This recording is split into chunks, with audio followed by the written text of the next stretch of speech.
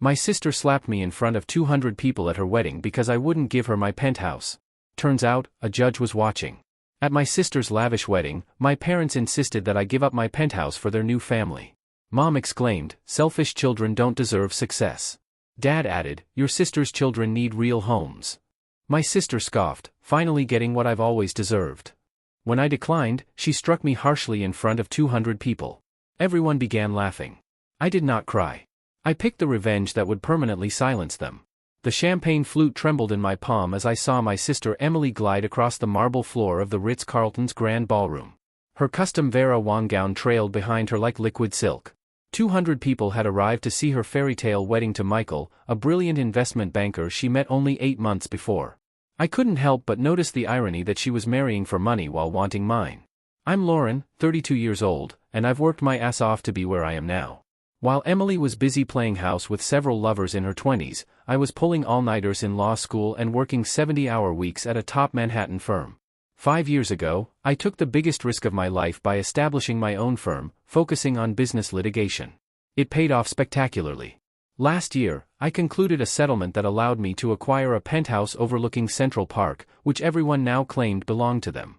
"Lauren, darling, you look absolutely radiant," my mother, Susan, approached with her typical phony smile, which she saved for when she wanted something. Her silver hair was precisely coiffed, and she wore a navy dress that likely cost more than most people's rent. "We need to have a little family chat." My stomach sank. Family conversations in the Thompson household were never good news. "Mom, it's Emily's wedding day. Can't whatever this is wait?" "Actually, no," my father, David, appeared beside her, his expression stern. At 58, Dad still commanded attention in his fitted tuxedo, but his eyes bore the unmistakable disappointment that had haunted me since childhood. "We've been discussing your living situation." "My living situation?" I set down my champagne, realizing I needed both hands free. "What about my living situation?" "Well, honey," Mom's voice took on that sickeningly sweet tone, "you know how Emily and Michael are starting their family? They're going to need more space than that tiny apartment Michael has been renting." I blinked. "They're not even pregnant yet, Mom." "But they will be soon." Emily's voice cut through our little circle as she joined us, her new husband's arm around her waist. At 28, she was undeniably attractive with auburn hair and green eyes, but her expression was calculated, and it made my skin crawl. "We're planning to start trying right away." "Congratulations," I murmured cautiously. "I'm sure you'll find a lovely place to raise your family." "We already have," Emily replied, her smile sharp. "We want your penthouse." The words hit me like a physical blow. "Excuse me?" "Now, Lauren, before you get all defensive," Dad jumped in, his voice taking on that patronizing tone he used when he thought he was being reasonable. "Think about this logically. You're a single woman. You don't need all that space. Emily and Michael, on the other hand, are starting a family. They need room for children, for their future. You want me to give up my home?" I couldn't believe what I was hearing. "The home I worked for years to afford?" "Not give up," Mom hastily corrected. "Trade. You could take Michael's apartment. It's perfectly adequate for one person." "A 600-square-foot studio in Queens?" I asked bluntly. "You want me to trade my 3-bedroom penthouse on the Upper West Side for a studio apartment in Queens?" "Lauren, don't be so dramatic," Emily snapped. "It's not like you even use all that space. What do you need 3 bedrooms for? You don't even have a boyfriend." The comment stung, just as she had intended. Emily had always been the golden child, the one who could do no wrong in our parents' eyes. They praised her for dropping out of college to find herself. They called her career and relationship changes, exploring her options. When I graduated summa cum laude from law school, they were concerned that I had worked too hard. "I need those bedrooms because it's my home," I replied, my voice rising slightly. "I earned it. I paid for it, and I'm not giving it up." "Lauren Elizabeth Thompson," Mom's voice turned sharp, "that is incredibly selfish. Family comes first. Always." "Family?" I laughed dryly. "Have any of you ever treated me like family? When I needed help preparing for the bar exam, you said I was being antisocial. When I started my own firm and struggled, you accused me of being reckless. When I finally succeeded, you pretended it was a fluke." "That's not true," Dad said, but his voice lacked conviction. "Isn't it? When was the last time any of you asked about my life, my career, my happiness? But as soon as I have something you want, I'm suddenly, family?" Emily stepped forward, her face red with anger. "You know what your problem is, Lauren? You've always been jealous of me. You can't stand that I'm getting married, that I'm going to have the family you'll never have." I'm not jealous of you, Emily. I'm disappointed in you. Disappointed? She laughed harshly. You're disappointed in me? I'm the one getting married, and I'll be the one to give mom and dad grandkids. What have you done besides make money? I've built a life, I said quietly. I've worked hard for everything I have. I've never asked any of you for anything. Well, now we're asking something of you, Dad said firmly. Your sister needs that penthouse more than you do. It's time you did something for your family instead of just yourself. David's right, Mom said, raising her voice. Selfish children don't deserve success.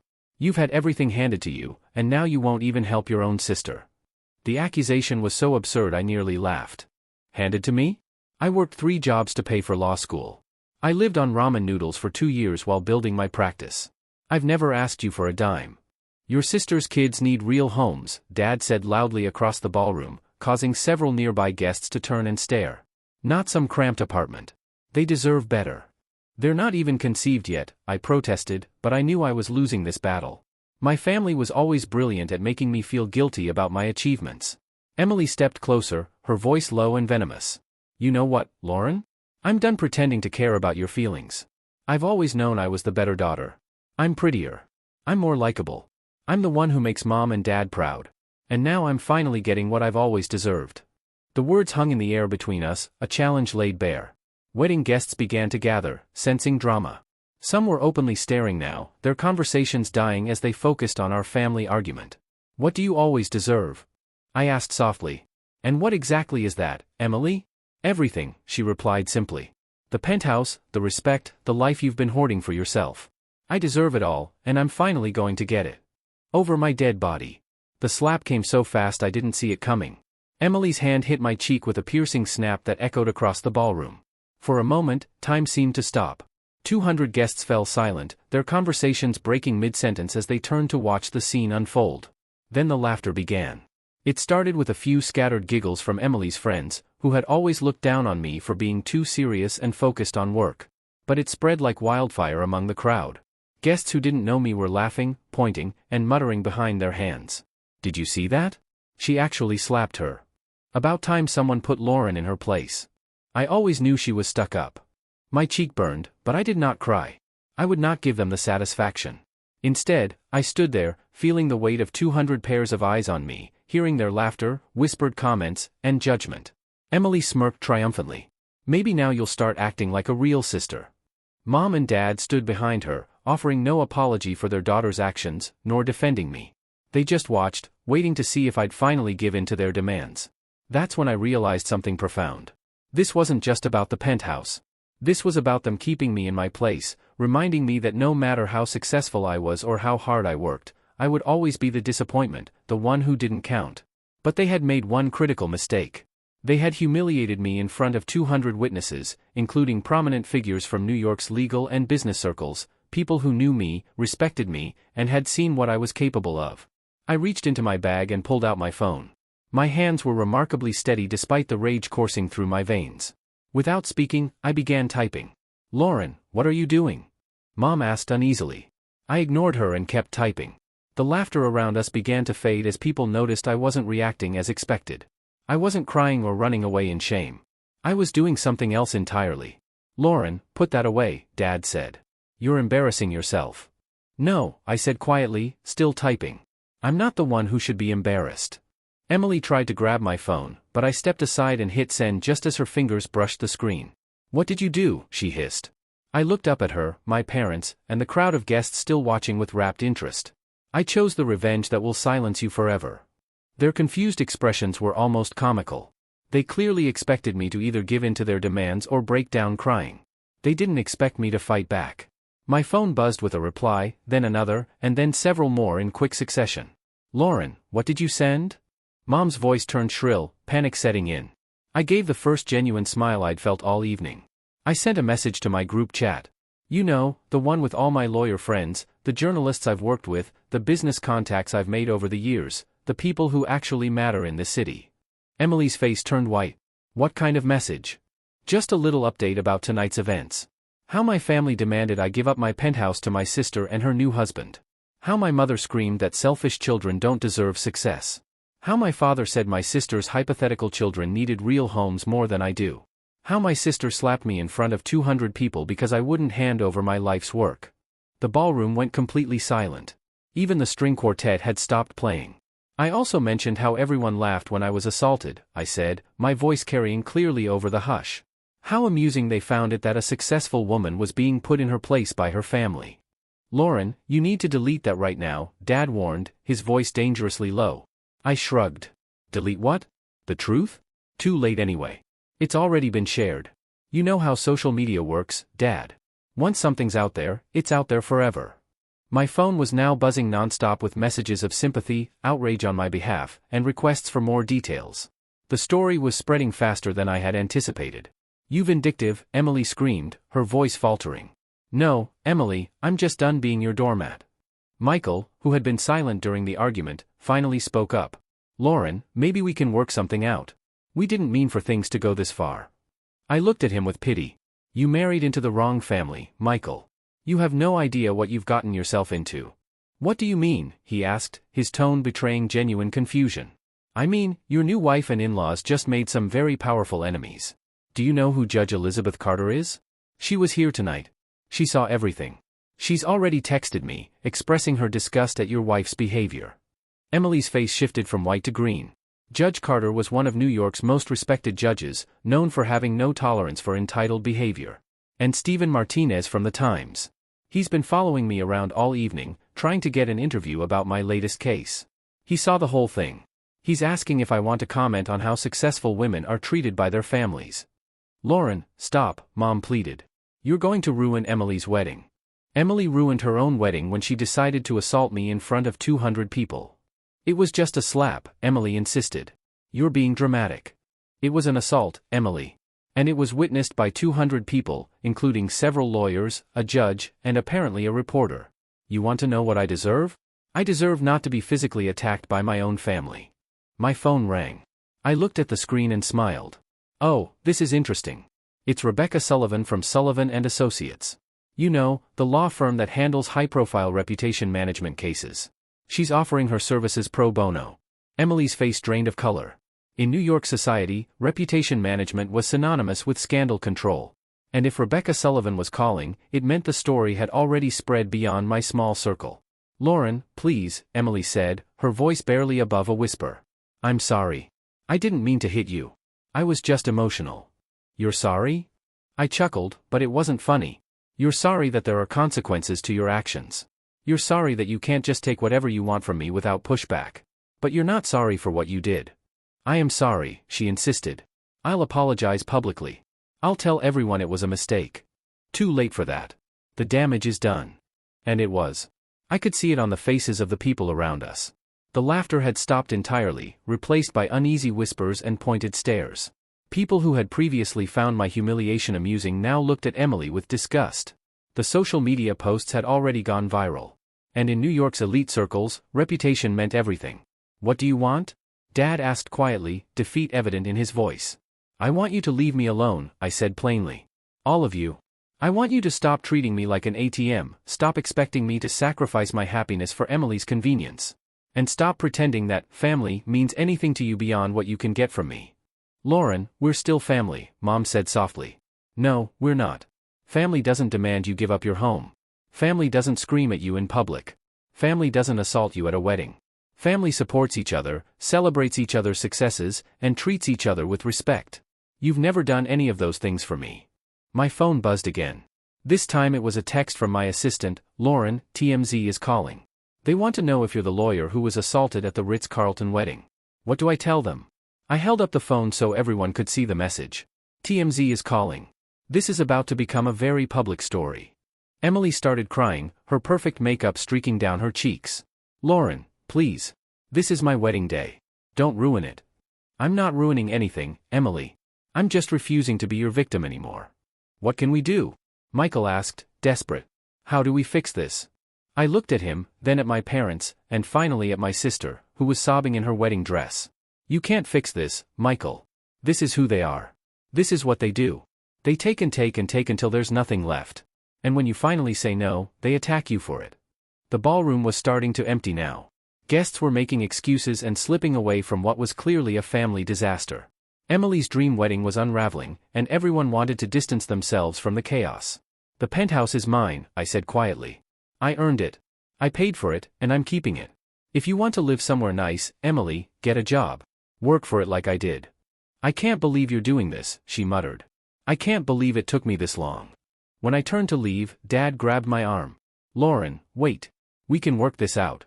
Family counseling, mediation, whatever you want." I looked down at his hand on my arm, then up at his face. "Let go of me, Dad." He released me quickly, clearly aware of the consequences of physically restraining me after what had just happened. "There's nothing to work out," I told them. "You made your choice tonight. You chose Emily over me, just like you always have. You chose her convenience over my hard work. You chose her demands over my boundaries. And when I said no, you chose to watch her assault me rather than defend me. We didn't know she was going to hit you," Mom insisted. "But you didn't stop her. You didn't apologize. You didn't even check if I was okay. You just stood there and let it happen." I started walking toward the exit, my heels clicking across the marble floor. Behind me, I could hear Emily sobbing, Mom's frantic murmurs, and Dad's angry muttering. But I didn't look back. At the door, I turned around one last time. The once grand ballroom now looked like the scene of a disaster. Wedding guests were clustered in small groups, whispering and pointing. The bride was crying, her makeup ruined. The groom looked shell-shocked, and my parents were trying to contain damage that was already spiraling out of control. "You know what the funny thing is?" I called out, my voice echoing across the nearly empty room. "I would have helped you if you'd asked nicely.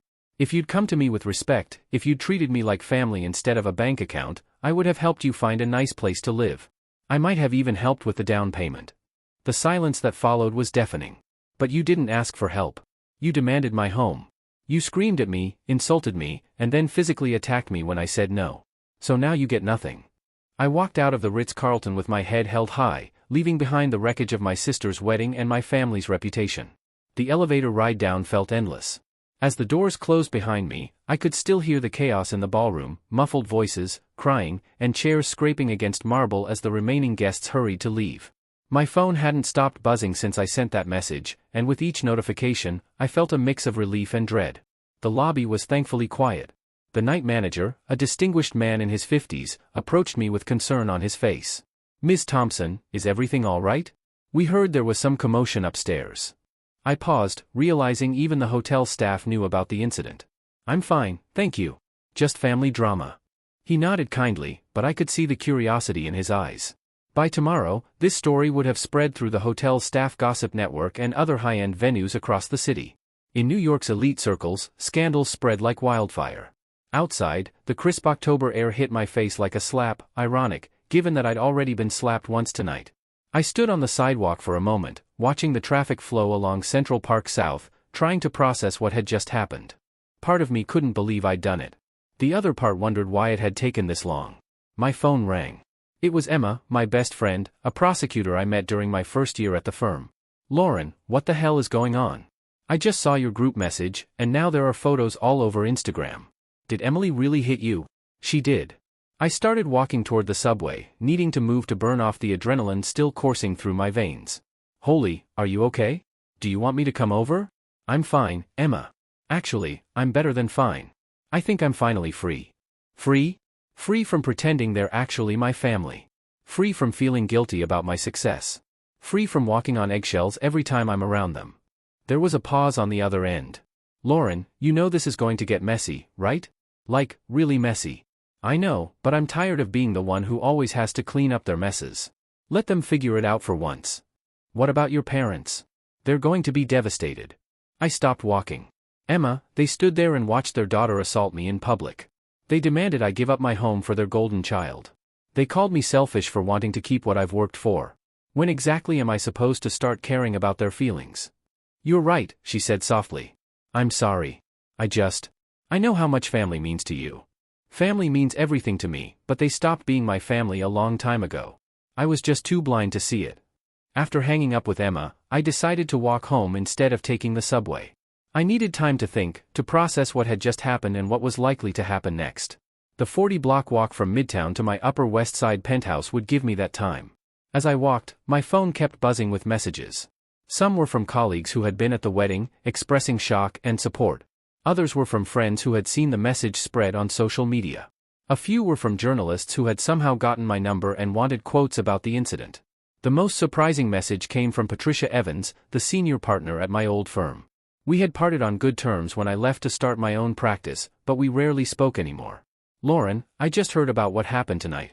I want you to know you have my full support. What happened to you was appalling, and I admire you for standing up for yourself. Please call if you need anything." Reading her message, I felt tears well up in my eyes for the first time all evening, not tears of pain or sadness, but tears of gratitude. Here was someone who barely knew my family and had no obligation to help me, yet she offered because it was the right thing to do. It made me realize how wrong my family had been about me. They painted me as selfish, someone who only cared about money and success. But the messages flooding my phone told a different story. They came from people who knew the real me, the person who mentored younger associates, did pro bono work for victims of domestic violence, and volunteered at legal aid clinics despite working 80-hour weeks. By the time I reached my building, I had over 200 messages and missed calls. My doorman, Carlos, looked at me with concern as I walked into the lobby. "Miss Lauren, you okay? You look like you've had a rough night."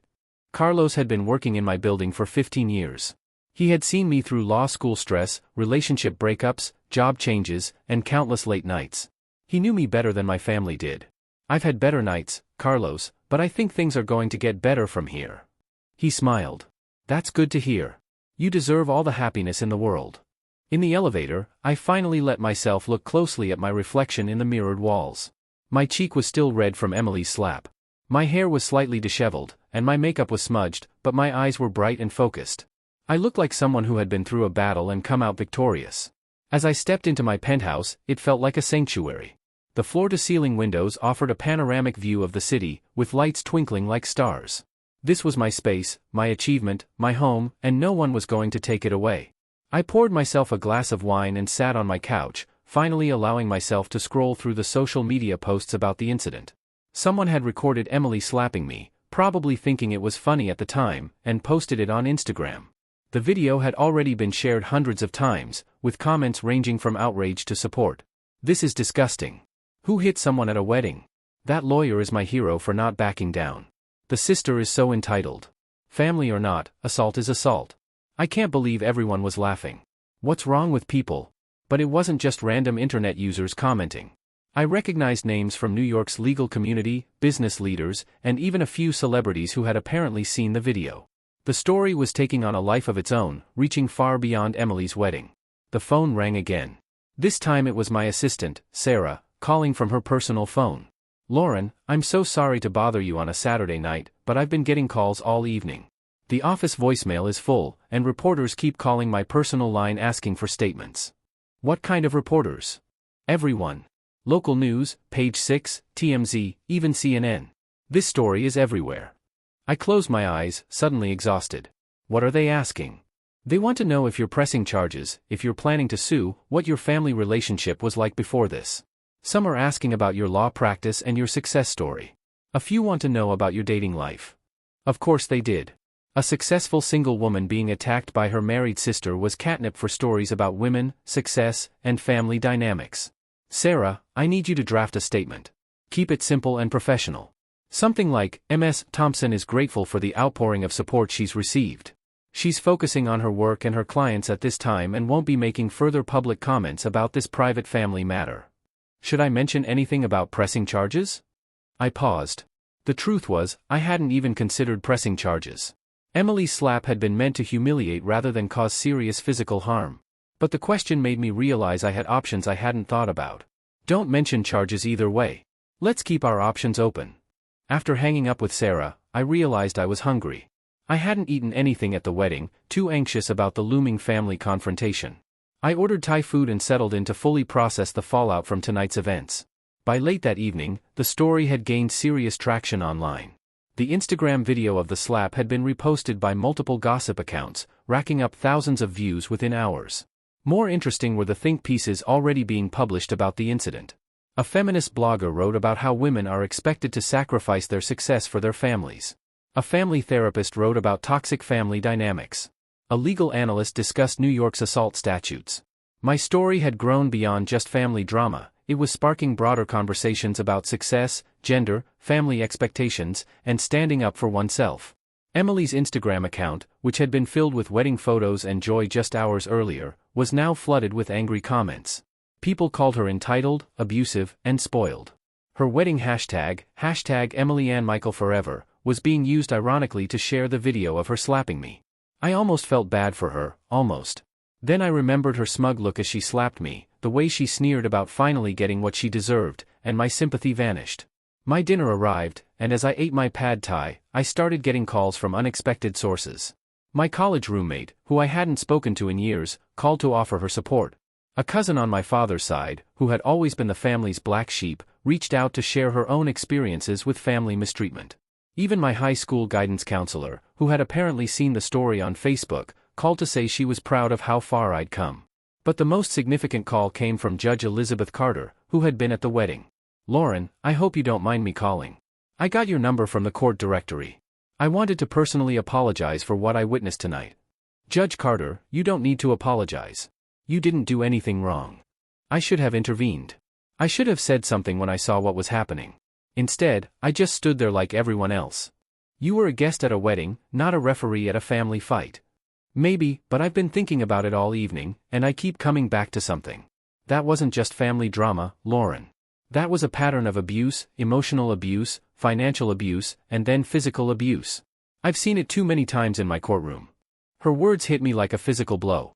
I'd been so focused on the slap and the demands for my penthouse that I hadn't thought about the bigger picture. But she was right. This was more than just one bad night.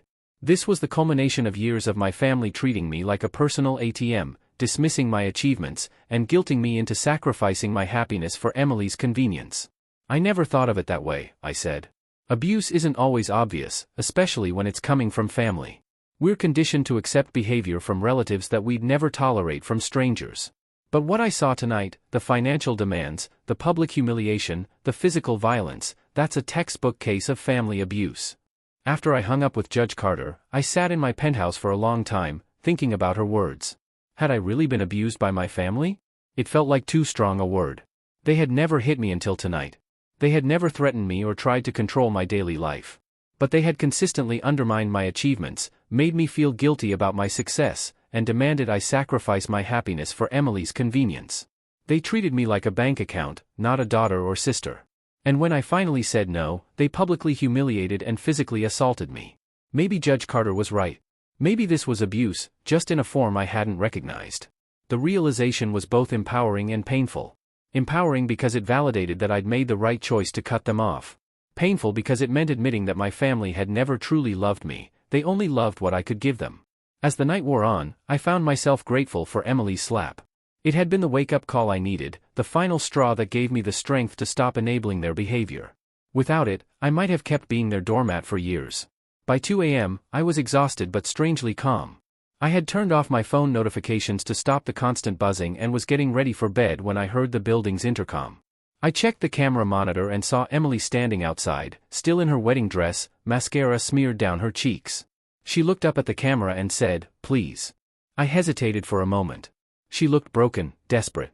Despite everything, this was the sister I'd grown up with, standing outside my building, pleading for help in her ruined wedding dress. Then I remembered her smug look after she slapped me. I remembered her saying she deserved everything I'd worked for. I remembered 200 people laughing as I stood there humiliated and alone. I turned off the monitor and went to bed.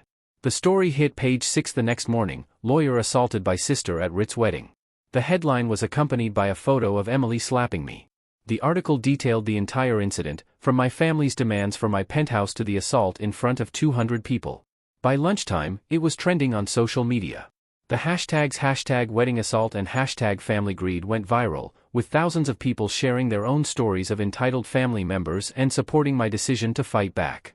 That afternoon, Michael's mother called to rescind Emily's invitation to the family Christmas celebration. Michael's law firm launched an internal investigation after several clients expressed concern about his involvement in the incident. Mom and Dad's country club membership was quietly suspended pending review. The revenge I chose was neither violent nor illegal. It was simply the truth, amplified by the power of social media and the connections I had spent years building. Sometimes the most devastating weapon is just showing people who someone really is. Emily called me a week later, crying and begging me to help them manage the fallout. She had been fired from her job at a boutique PR agency after clients started canceling contracts. Michael was facing a professional ethics review. Their honeymoon was cut short when photographers began following them. "Lauren, please," she sobbed into the phone. "I'm sorry. I'm so sorry. I never meant for this to happen." "You meant to humiliate me," I replied calmly. "You meant to force me to give up my home. You meant to put me in my place in front of 200 people. The only thing you didn't mean was to face consequences for it. I'll do anything. I'll apologize publicly. I'll tell everyone I was wrong." "Emily, stop. You can't apologize your way out of this. You can't take back what you did, and you can't force me to forgive you just because you're finally facing consequences." "But we're family," she whispered. "Family doesn't assault each other, Emily. Family doesn't demand sacrifices they're not willing to make themselves. Family doesn't laugh when one of their own is humiliated. I know I messed up, but please help me fix this. I can't fix this for you. This is something you have to live with." She hung up crying, and I never heard from her again. 6 months later, Emily and Michael got divorced. The stress of the incident, combined with the financial strain of both losing their jobs, had ended their marriage before it really began. Emily moved back in with our parents, who were facing their own social exile. Dad's business struggled as clients distanced themselves from a family now synonymous with entitlement and greed. Meanwhile, my practice thrived. The publicity, while initially overwhelming, ultimately worked in my favor. I became known as the lawyer who refused to be bullied and stood up for herself, even if it meant standing alone. New clients sought me out, specifically because they'd heard about my refusal to back down. I never got my family back. But then I realized I never really had them to begin with. I had a group of people who saw me as a resource to exploit, not a person to value. Of course, I kept the penthouse. I turned one of the spare bedrooms into a home office and the other into a guest room for my closest friends. The space Emily said I didn't need was filled with relationships I built with people who respected me for who I was, not what I could give them. Sometimes I wonder if I could have handled things differently, if there was a way to keep my boundaries without hurting my family. But then I remember the sound of that slap echoing through the ballroom, the laughter of 200 people, and Emily's smug look when she thought she'd won. I chose the revenge that would silence them forever. And it worked. They never asked me for anything again. Even though it was unexpected, the silence was exactly what I'd hoped for. In the end, I learned that sometimes the best revenge isn't about getting back at someone. Sometimes it's simply refusing to let them get away with it. Sometimes it's standing up and saying, "No, you don't get to treat me like this anymore." And sometimes, that's enough to change everything.